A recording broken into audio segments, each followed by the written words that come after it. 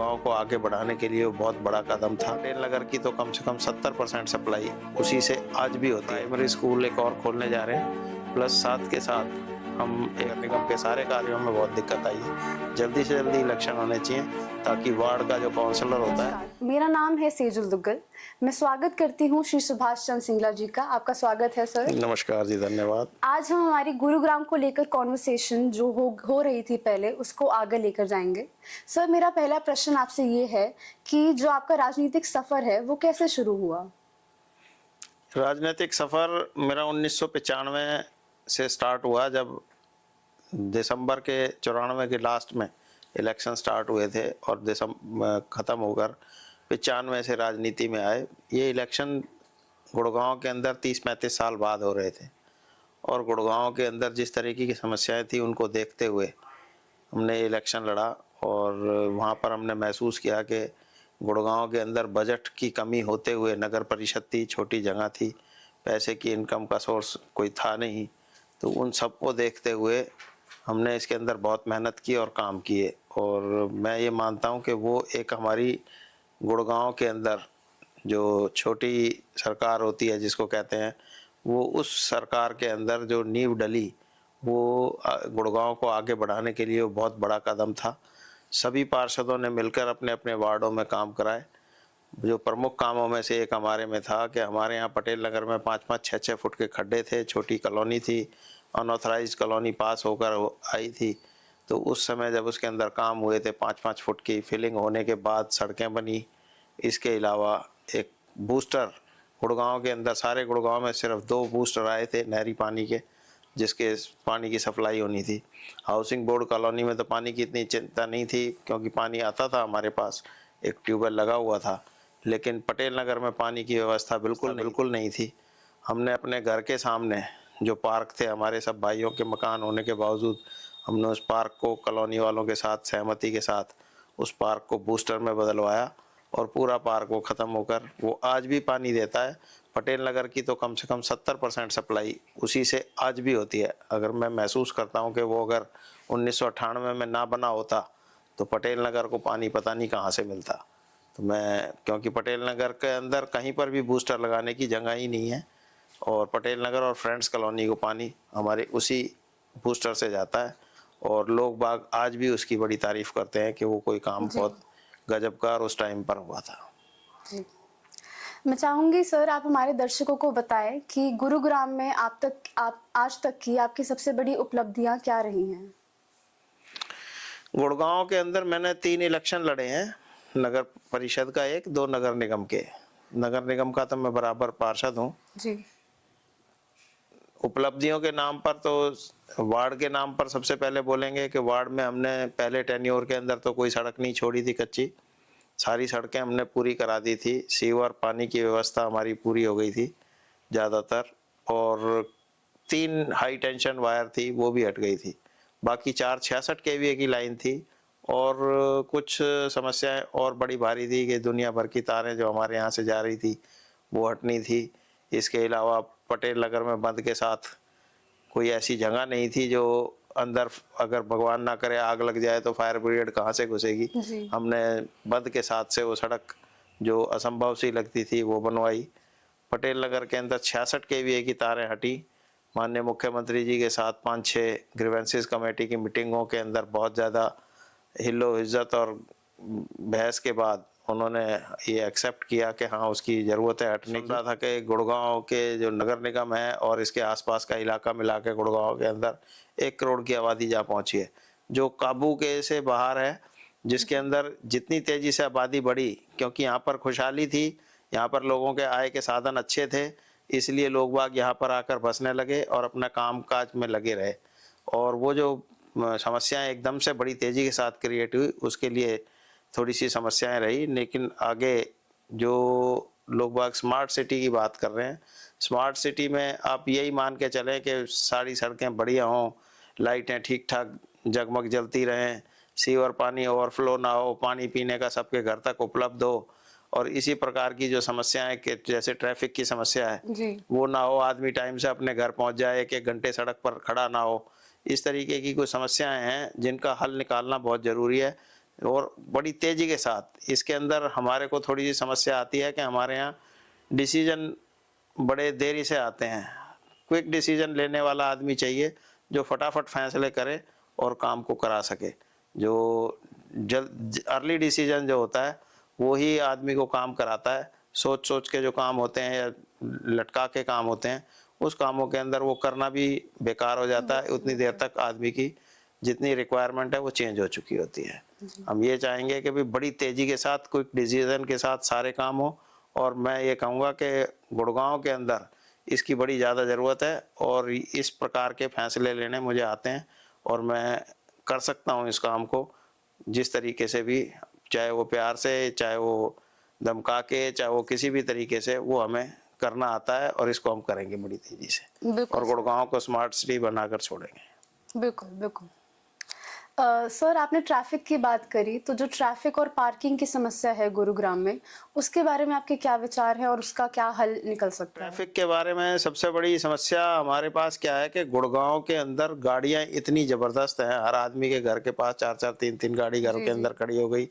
जहाँ सारे गुड़गांव में 4 गाड़ी किसी ज़माने में नहीं होती थी, आज हर घर के पास 2-4 गाड़ियाँ हैं और वो सारी सड़क के ऊपर हैं। उसकी वजह से हमारे को एक ट्रैफिक जाम के अंदर वो भी आता है। फिर हम लोग भी थोड़ा सा ट्रैफिक जाम में हिस्सेदार हैं। रॉन्ग साइड चलना, रेड लाइट जंप करना या ट्रैफिक के रूलों को ना मानना, ये भी है। कहीं पर भी एक गाड़ी खराब होती है तो ट्रैफिक, क्योंकि गाड़ियां बहुत हैं, बड़ा लंबा जाम लगने दिखने लगता है। हम ये कहेंगे कि गाड़ियों के हिसाब से सड़कें नहीं हैं। जिस स्पीड से गुड़गांव के अंदर, क्योंकि गुड़गांव में बहुत खुशहाली के साथ लोगों के पास इनकम के साधन बहुत अच्छे हैं और सबके पास अपनी अपनी गाड़ियां हैं और इस वजह से वो ट्रैफिक जाम दिखाई देता है। गुड़गांव को सबसे ज़्यादा सड़कों की ज़रूरत है, चौड़ी सड़कों की ज़रूरत है। सबसे इससे भी ज़्यादा जो फ्लाईओवर्स हैं ये बनाने बहुत ज़रूरी हैं। जहाँ जहाँ चिन्हित करके जहाँ पर ट्रैफिक कंजेशन है वहाँ से सारे के सारे एक फ्लाईओवर्स बने ताकि उस समस्या को हल किया जा सके। और इन चीज़ों की तरफ ध्यान दे के जिस तरीके से कुछ शहरों के अंदर और हमारे फ्लाईओवर्स बने हैं, उन चीज़ों को देख के हम उसी तरीके से बनाएंगे और गुड़गांव के अंदर जो ट्रैफिक कंजेशन कह लें, उसको ट्रैफिक जाम कह लें, उससे उसको छुटकारा जब ही मिलेगा जब हम सड़कें और फ्लाईओवर्स कुछ नए बनाएंगे। बिल्कुल। सर, गुरुग्राम की युवा की बात करते हैं, उनकी जो शिक्षा है और रोजगार है, उस विषय को लेकर आपने क्या योजनाएं सोची हैं? मैं गुड़गांव रोटरी क्लब का मेंबर हूँ पिछले 35 साल से और हम एक रोटरी पब्लिक स्कूल चलाते हैं। जभी से हमारा एक ध्येय था कि एक जो जिसको गुड़गांव में कोई ना पढ़ाता उसको हम पढ़ाएं, नंबर कम आए या ज़्यादा आए। और हमने ये भी कहा था कि जिस आदमी के पास पैसे नहीं है उसको फ्री भी पढ़ाएंगे। आज की डेट में हमारे पास रोटरी पब्लिक स्कूल के अंदर 2050 के करीब बच्चे पढ़ते हैं, जिसमें से 600 साढ़े 600 फ्री पढ़ते हैं, उसी स्ट्रीम में पढ़ते हैं।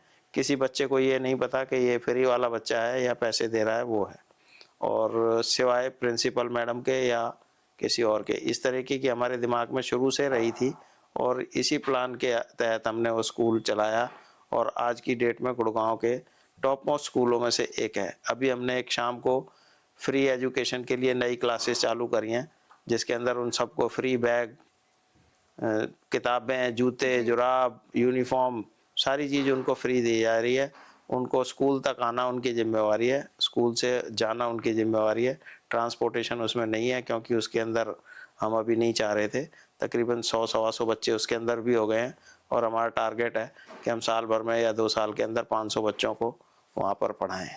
उसी माहौल के अंदर जो एक अच्छा स्कूल बना हुआ है और स्कूल की बिल्डिंग के अंदर ही पढ़ाएँ और बच्चों को आगे बढ़ाएं ताकि वो आगे बढ़कर निकलें।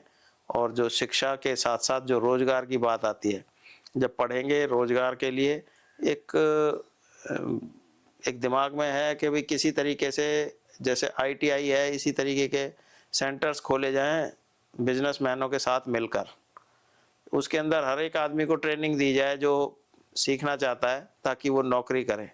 और मेरी सोच में तो यह है कि भाई नौकरी क्यों करे, नौकरी करने वाला ना बने आदमी, इस तरीके की शिक्षा दी जाए कि जो नौकरी देने वाला बने।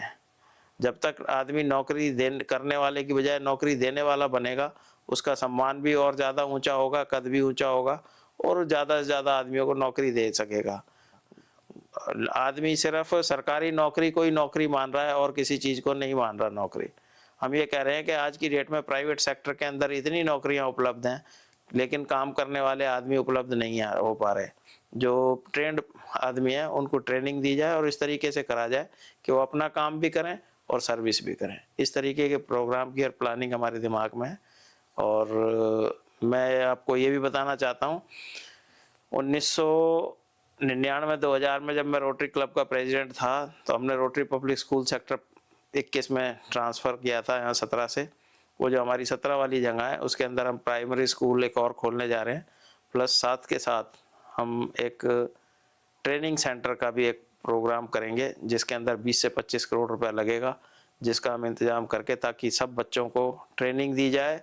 और गुड़गांव के अंदर हम देखते हैं तो ना तो प्लम्बर मिलता है, ना इलेक्ट्रीशियन मिलता है, ना कोई और मिलता है। इस तरीके की सुविधाएं हैं ही नहीं क्योंकि लोग बाग काम जानते नहीं। इस तरीके का एक बहुत बड़े स्केल के ऊपर हम प्रोग्राम करने जा रहे हैं जिसका उद्घाटन नेक्स्ट ईयर करके हम उसको आगे बढ़ाएंगे। मैं अगले साल का रोटरी क्लब का प्रधान हूँ, अपने उस टेन्योर के अंदर उसका इनॉग्रेशन करा के और उस काम को बड़ी तेज़ी से आगे बढ़ाएंगे। मुझे उम्मीद है वो साल 1.5 साल के अंदर ही हम उसको पूरा करके ट्रेनिंग सेंटर चालू कर देंगे और स्कूल भी चालू कर देंगे। ये बहुत अच्छा इनिशिएटिव आपने लिया है सर, एंड काफ़ी डिटेल्ड प्लान भी है। मेरा अगला प्रश्न आपसे ये है, जो गुरुग्राम के वार्ड्स में जो कार्य हो रहे हैं उन पर आपकी क्या राय है? गुरुग्राम के इलेक्शन होने चाहिए बहुत जल्दी। हर आदमी जो है सरकारी अफसर से सीधा बात करने से घबराता है, कतराता है, लेकिन उसकी पहुंच एक काउंसलर के साथ बहुत अच्छी होती है। वो अपने काउंसलरों के साथ बैठ के जब बात करता है, अपनी समस्याओं को बताता है और काउंसलर वहां पर जाकर अफसरों के साथ वो काम को कराते हैं। और मैं ये मानता हूं कि काउंसलर, सारे के सारे काउंसलर अपने वार्ड के लिए बहुत मेहनत करते हैं और यहाँ तक वो भूल जाते हैं कि हमारे रिलेशन आपस में अपने हैं।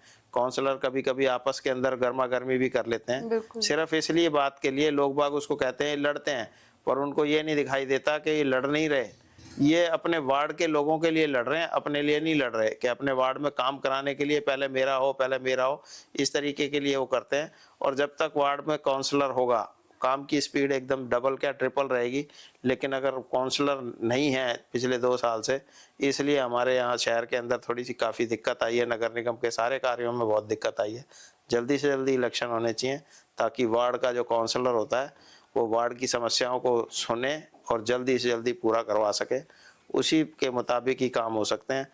जो ये गुड़गांव के अंदर 2.25 साल से ज़्यादा हो गए हैं इलेक्शन को, ये जल्दी, अब मुझे लगता है कि जनवरी के अंदर या ज़्यादा फरवरी में होने जा रहे हैं। इनको जल्दी कराना चाहिए था और अब भी हो रहे हैं। तो चलो जो भी है, देर आए दुरुस्त आए, ये इलेक्शन कराकर हम गुड़गांव को बड़ी तेज़ी से आगे बढ़ा सकते हैं। गुरुग्राम में जो भी वार्ड्स के बारे में आप बात कर रहे थे, उनमें से कौन सा वार्ड है जिसपे सबसे ज़्यादा फोकस देने की ज़रूरत है, सबसे ज़्यादा ध्यान देने की ज़रूरत है? मैं पहले कहा है, गुड़गांव के अंदर ना वार्ड वाइज ना देख के एरिया वाइज देखा जाएगा कि भाई गुड़गांव पुराना शहर 1 नंबर से 56 नंबर तक पुराने हुड्डा के सेक्टर, फिर नए सेक्टर, अनऑथराइज्ड कॉलोनियाँ, इन सब की समस्याएं अपनी अलग अलग हैं। जिस जिस वार्ड में जिस तरह की कॉलोनियाँ आ रही हैं उसी तरीके की प्लानिंग वो करके उस काम को किया जाए। किसी वार्ड को ऐसे नहीं बताया जा सकता कि भाई कौन से वार्ड के अंदर क्या किया जाएगा। एक यहाँ पर 900 मीटर की भी समस्या बड़ी ज़बरदस्त है, उसको भी कैसे हल किया जाए सरकार के साथ या कोर्ट के साथ मिलके जल्दी से जल्दी वहाँ पर फैसिलिटीज़ दी जा सकें ताकि इस काम को आगे बढ़ाएं। वार्ड वाइज नहीं है ये बात, ये एरिया वाइज है। कौन से एरिया किस वार्ड में क्या ज़्यादा लगता है और उसकी क्या रिक्वायरमेंट है, उसके मुताबिक फैसले होंगे और उसी के मुताबिक बड़ी तेज़ी से फैसले करके उनको आगे बढ़ाया जाएगा। आप वार्ड्स में किस प्रकार की योजनाएं लाएंगे? मैंने बताया इसी तरीके से सारी योजनाएं हैं, चाहे वो सीवर की, पानी की, जो बेसिक चीज़ें हैं, अनऑथराइज्ड कॉलोनियाँ हैं, सबसे पहले उनकी सीवर और पानी की समस्या है जो सबसे बड़ी समस्या है। सड़क की समस्या है, सेक्टरों की अलग है, और उनकी सफाई की समस्या ज़्यादा है। सफाई की समस्या तो हर जगह ही है, लेकिन जो नए सेक्टर हैं उनके अंदर अलग प्रकार की समस्याएं हैं कि भाई वहाँ भी सेक्टर ने जगह ही एक्वायर नहीं हुई है, उनकी सड़कें बननी है, सीवर की लाइनें डलनी है, उन सेक्टरों को जो सहूलियतें नए सिरे से दी जाएंगी सारी, और वो प्लान्ड वे के अंदर दी जा रही हैं। अनऑथराइज कॉलोनी में अनप्लान्ड वे की सारी कॉलोनियाँ बसी हुई हैं, उनके मुताबिक सारे सीवर पानी की व्यवस्था की जाएगी। और उनको लेवल के भी देखना बड़ा भारी एक समस्या है कि कोई कॉलोनी इतनी नीची है, कोई ऊंची है, उसको कैसे किया जाएगा ताकि वो पानी उस लेवल तक जाए अपने आप फ्लो लेकर, क्योंकि सीवर लाइनें पहले जो डली पड़ी हैं हर गली के मुताबिक डली पड़ी हैं, जी जी। अब एरिया के मुताबिक डलनी चाहिए ताकि उसका फ्लो एक साइड जाए, नहीं तो पंपिंग करके उठाकर फेंकना पड़ता है, जो वो भी एक बहुत अपने आप में समस्या है, सीवर जाम होने की समस्या है और पंपिंग समस्या। तो ये सारी प्लानिंग तो उसके साथ बैठकर बनाई जाएंगी और उसी के मुताबिक की जाएगी। जी सर, आपने ट्री प्लांटिंग कैंपेन चलाया और काफी सालों से चलाते आ रहे हैं, उसके पीछे आपकी प्रेरणा क्या रही है?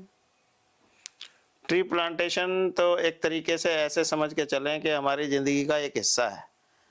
ये हमारे को सबसे ज़्यादा ऑक्सीजन देता है, हमारे जीने का एक मेन साधन है। इससे हमें बचपन में सिखाया गया कि इससे छाया भी मिलती है, और हमने देखे हैं यहाँ पर इतने पेड़ थे सिविल लाइन एरिया के अंदर, नीम के, पीपल के, वट के, ये सारे पेड़ थे यहाँ पर, और बहुत बड़ी क्वांटिटी के अंदर थे, जिनके अंदर हम यहाँ पर महसूस करते हैं कि जिनकी अब कमी हो गई है। वो धीरे धीरे करके विकास के साथ कटते चले गए।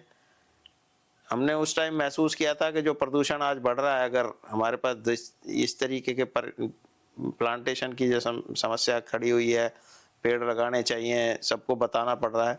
हमने तकरीबन 20 साल पहले रोटरी पब्लिक स्कूल में एक अभियान चलाया था जी, जो कि भाई हर बच्चा अपने जन्मदिन पर एक पेड़ लगाए, और वो उनसे लगवाए गए बच्चों से पेड़, और वो लगा के उनको देखते हैं और उनको संभालते हैं। हमने यहाँ तक भी देखा कि बच्चे जो हैं जब छुट्टी हो जाती थी तो वो अपनी बोतल में जो बचा हुआ पानी होता था वो पेड़ में डालने के लिए चले जाते थे। बस के कंडक्टर और ड्राइवर ये पूछते थे कि भाई जो स्टाफ साथ जाता था, बच्चे कहाँ गए, बच्चे कहाँ गए, तो ये पता होता था कि वो अपने पेड़ में पानी देने गए। तो इस तरीके की एक उनके अंदर भावना रहती थी हमेशा। और ये भावना मैंने देखा योगी जी के एक प्रोग्राम में कुमार विश्वास जी थे, उन्होंने भी कहा कि हर बच्चे के जन्मदिन के ऊपर पेड़ लगने चाहिए ताकि वो आए अपने पेड़ को संभाले। जब वो दाखिला लेता है पहली क्लास के अंदर, जब ही से वो रहेगा, और 12 साल वो स्कूल के अंदर रहता है, 12 साल उस पेड़ की देखभाल वो खुद करता है, क्योंकि उसका नाम उसके ऊपर लगा होता है। जी जी। इस तरीके से नाम लगाकर जब पेड़ लगाए जाएंगे, जो हमारे पास स्कूल के अंदर आज भी है, और सबसे हरियाली वाला स्कूल हमारा है, जिसके अंदर हर बच्चे के नाम से ज़्यादातर पेड़ लगे हैं, काफ़ी बच्चों के नाम से। और इसी तरीके से हमने कई स्कूलों में और प्रेरणा दी है, सोसाइटियों में भी दी है। इसी तरीके से अगर हम लगाएंगे तो मुझे लगता है कि ज़्यादा उसको देखने की ज़रूरत नहीं पड़ेगी, क्योंकि पेड़ लगाना ही ज़रूरी नहीं है, उसको पालना भी बहुत ज़रूरी है। बिल्कुल। अगर कोई पेड़ तो लग जाते हैं, लेकिन उसके बाद उसकी देखभाल ना होने की वजह से उनकी जो ख़त्म रेशो है बहुत ज़बरदस्त होती है।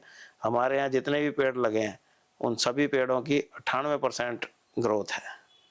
तो इसलिए पेड़ों के लिए तो मैं हमेशा यही कहूँगा कि भाई बचपन से ही लगें, बच्चों को सिखाएं किसी भी तरह से। हमने स्कूलों के अंदर पेड़ भी बांटे हैं बच्चों को कि भाई वो ले जाएं, एक एक पौधा और अपने घरों में लगाएं, और उस घर में लगा के माँ बाप के साथ उसको शेयर करें।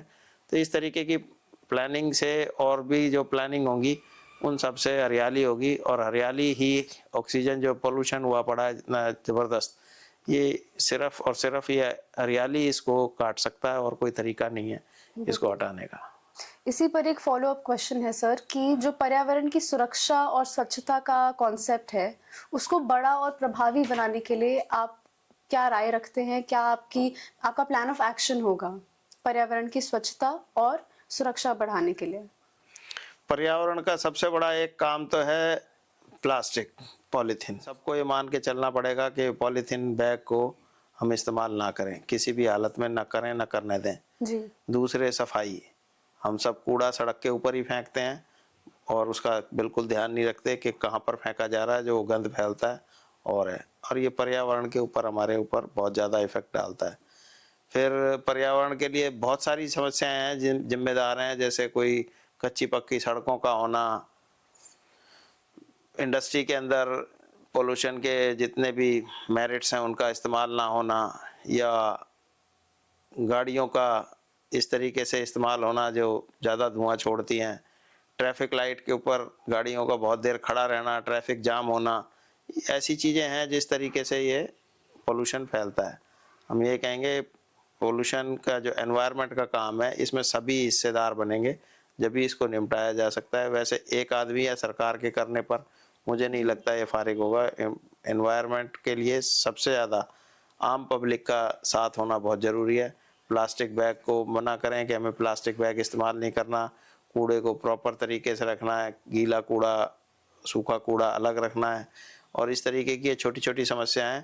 और पर्यावरण के लिए हमारा ये मन है कि भाई हर एरिया, जिस तरह से सारा कूड़ा एक ही जगह जाता है, गुड़गांव का भी और फरीदाबाद का, हम इसको मना करें कि फरीदाबाद का कूड़ा हम नहीं लेंगे, वो अपने फरीदाबाद में डालें, गुड़गांव का गुड़गांव में रहे, और वो भी कम से कम 4 जगह नहीं तो 8-10 जगह उसका निस्तारण हो, वहीं की वहीं वो ख़त्म होगा तो बात बनेगी। नहीं तो एक कोने से दूसरे कोने तक वो जो कूड़ा ट्रक वाला लेके जाता है, रास्ते में ही फेंक देता है, और उससे गाय भी खाती हैं, वो बीमारियां ही फैलती हैं। और जब तक हम इस चीज़ को नहीं देखेंगे, हम अपने आप को ही बीमार नहीं कर रहे, हम अपने बच्चों को भी बीमार कर रहे हैं। कम से कम अपने बच्चों की ज़िंदगी के लिए बिल्कुल। हमारे को पर्यावरण का ख्याल रखते हुए कूड़ा ना फैलाएं, प्लास्टिक इस्तेमाल ना करें, और सब चीज़ों को जहाँ भी वो देख सकते हैं, इसको रोक सकते हैं, उनको रोकना चाहिए। सर, देखा गया है कि ब्लड डोनेशन कैंपेन्स भी आप बहुत ज़्यादा करते हैं, उनमें आपकी अहम भूमिका रही है। आपका उनमें कंट्रीब्यूशन क्या होता है और उनको आगे कैसे बढ़ाकर लेके जाएँगे आप? ब्लड डोनेशन कैंप हम रोटरी क्लब और लॉयंस क्लब की तरफ से लगवाते रहे हैं। रोटरी क्लब का एक बहुत बड़ा उद्देश्य रहा है ब्लड बैंक बनाकर लोगों को ब्लड डोनेट करने का। आप लोग जो ब्लड डोनेट करते हैं उसको अपने पास वो रखते हैं ब्लड बैंक के अंदर, और उसके तरीके से जिस भी तरीके से ब्लड के लिए जितनी भी पैरामीटर्स हैं मेडिकल के, वो सारे के सारे उनको उसके मुताबिक काम होता है, और ब्लड जो है लिया जाता है। तकरीबन हर साल 1500 से 2000 यूनिट हमारा रोटरी क्लब गुड़गांव ही इकट्ठा करता है। ऐसे रोटरी क्लब्स जो हैं काफ़ी, वो सब के सब मिलकर रोटरी के लिए ब्लड इकट्ठा करते हैं। फिर वो ब्लड लेने के बाद लोगों को जिस तरीके की रिक्वायरमेंट होती है उसी तरीके से देते हैं। आमतौर से ये सुनने में आता है कि भाई गरीब आदमी है, किसी को ब्लड नहीं मिलता, जी। या उससे पैसे लिए जाते हैं, या उसके बदले में ब्लड लिया जाता है। रोटरी क्लब का जो ब्लड बैंक है उनमें कभी भी किसी से साथ के साथ ब्लड नहीं मांगा जाता। रिक्वेस्ट की जाती है जब आपकी इच्छा हो जब ब्लड दे जाना, लेकिन जो टेस्टिंग फीस वगैरह है वो थोड़ी सी जो भी है वो लेकर उसको ब्लड मैच करके दे दिया जाता है। और platelets, whole blood, W BC, और जो भी वाइट बीसी जो भी आ रही हैं, ये सब दी जाती हैं। इसके अंदर कोई हमारे पास ऐसा नहीं है कि उसको पैसे ही देने हैं, लेकिन टेस्टिंग फीस हम ज़रूर लेते हैं। लेकिन अगर कोई आदमी, किसी को ये लगता है कि भाई ये बहुत गरीब आदमी है और उसकी कोई रिकमेंडेशन आती है, तो उसको हम बिना पैसों के भी दे देते हैं, ताकि वो उसके अंदर इमरजेंसी के अंदर किसी भी प्रकार की पैसे से आदमी को कोई दिक्कत ना हो। हमारे यहाँ जो ब्लड बैंक है उसमें पैसे नहीं लिए जाते, सिर्फ टेस्टिंग फीस ली जाती है। और किसी भी आदमी को कभी भी ज़रूरत हो तो वो रोटरी क्लब के किसी भी आदमी से मिल सकता है। गुड़गांव के अंदर रोटरी ब्लड बैंक एक बना हुआ है खांडसा रोड के ऊपर, तो उसके ऊपर भी वहाँ पर जाकर उसको कर सकते हैं। लेकिन हमारी एक छोटी सी शिकायत है, जो बड़े बैंक हैं, बड़े हॉस्पिटल्स हैं, वो इन ब्लड बैंकों के ब्लड इस्तेमाल नहीं करते, क्योंकि उनका अपना एक पर्सनल इंटरेस्ट होता है, जहाँ तक मैं समझता हूँ, इस वजह से। लेकिन वो बहाना बनाते हैं कि वो ब्लड पता नहीं कैसा होगा, वहाँ पर उसमें कुछ नहीं है। सारे प्राइवेट हॉस्पिटल जो छोटे हैं और सरकारी हॉस्पिटलों में ये ब्लड चलता है, और ठीक है, 100% सही है। हम कोर्ट के अंदर रोटरी की तरफ से केस डाला हुआ है कि जितने बड़े हॉस्पिटल हैं, चाहे मेदांता है, चाहे वो आर्टिमिसा है, चाहे वो पारस हॉस्पिटल है, या जो दिल्ली के हॉस्पिटल हैं, इन सब हॉस्पिटलों के अंदर उस ब्लड को अलाउड करा जाए, ताकि लोगों को ज़्यादा से ज़्यादा उस सहूलियत का फ़ायदा उठा सकें जो सेवा के लिए रोटरी ने बनाया है। जी। सर, बात करते हैं हमारे प्रधानमंत्री जी की। उन्होंने काफ़ी योजनाएँ निकाली हैं देश के लिए। उसमें से एक योजना है आत्मनिर्भर भारत। आप गुरुग्राम को आत्मनिर्भर कैसे बनाएँगे? माननीय प्रधानमंत्री जी की योजनाएं बहुत हैं, जिसके अंदर उन्होंने एक वोकल फॉर लोकल का नारा दिया है, और वो नारा ही नहीं है, वो एक वास्तविकता है कि अपने लोकल जो सामान बनता है उसी की एक माउथ एडवर्टीजमेंट हो, हम सब उसको खरीदें, ना कि हम बाहर के सामानों को खरीदें। उससे हमारे देश के लोगों को रोजगार मिलेगा और काम मिलेगा। मैं यही कहूँगा कि जितने आदमी छोटी छोटी, कोई दिए बना रहा है, कोई मोमबत्ती बना रहा है, कोई और चीज़ बना रहा है, छोटी छोटी सी चीज़ें बनती हैं, वो सब चीज़ों को लोगों को खरीदना चाहिए, ना कि ये चाइना का जो बनकर सामान आ रहा है उसकी बजाय हमारे हिंदुस्तान का बना हुआ सामान अगर खरीदेंगे। वोकल फॉर लोकल जो नारा है, ये खाली नारा नहीं है, ये देश के लिए एक बहुत बड़ी चीज़ है। और मैं चाहूँगा कि गुड़गांव के अंदर जो यहाँ के निवासी हैं, जो लोकल सामान बनता है, उनकी क्वालिटियाँ भी बहुत अच्छी हैं, और उनसे सामान खरीदें और उनसे ज़्यादा मोल भाव ना करें। जब हम पिज़्ज़ा खरीदते हैं या मॉल में जाते हैं तो हम कहीं मोल भाव नहीं करते, 1 रुपए के 4 रुपए वहाँ दे आते हैं। तो हम कह रहे हैं कि भाई वो इतनी महंगी चीज़ें नहीं होती जो सड़क के ऊपर बेचकर वो बैठा होता है, गरीब आदमी, एक बुजुर्ग औरत, एक बुजुर्ग आदमी, उनकी मदद के लिए ये सारी चीज़ें करें। और इन चीज़ों को आगे बढ़ाकर हम गुड़गांव को बहुत तेज़ी से आगे ले जा सकते हैं आत्मनिर्भरता की तरफ। और दूसरे, मैं यही कहूँगा कि इस तरीके का प्रोग्राम हम बनाएंगे कि जिससे आदमी नौकरी करने वाला नहीं, नौकरी देने वाला बने। अगर इस तरीके के प्रोग्राम हमारे सामने आते जाएंगे और लोग बाग उनको अपनाएंगे, चाहे वो बैंक लोन लेके अपना काम करें, चाहे वो बैंक लोन लेके कोई छोटा व्यापार करें जिसमें 2-4 आदमियों को नौकरी दे सकें, इस प्रकार के जो काम है, वो सारे के सारे कामों के अंदर बहुत एक शायद प्रोग्राम चला हुआ है लखपति दीदी, उसके अंदर भी मैं काफ़ी महिलाओं से मिला हूँ जिन्होंने ये प्रोग्राम बनाया है। उन्होंने अपना सामान खुद बना रहे हैं, खुद बनाकर बेच रहे हैं, और लोगों के पास, वो औरतें उसके अंदर मेरे ख्याल से 250 से ज़्यादा जुड़ चुकी हैं, और उन सब ने अपने आप को आत्मनिर्भर बनाया है और वो बाकियों को आगे बना रही हैं। ये इस तरीके की जो सुविधा है आत्मनिर्भर भारत की, ये इस मोदी जी के बहुत सारे प्रोग्राम ऐसे हैं जिनको गिनवाने में बहुत समय लगेगा, लेकिन ये ज़मीनी लेवल के प्रोग्राम है। ये ऊपर हवाई फायर वाले प्रोग्राम नहीं है, सारे ज़मीनी लेवल के हैं जो प्रैक्टिकली चल रहे हैं और जो धीरे धीरे करके बड़ी तेज़ी के साथ आगे बढ़ाए जाएंगे।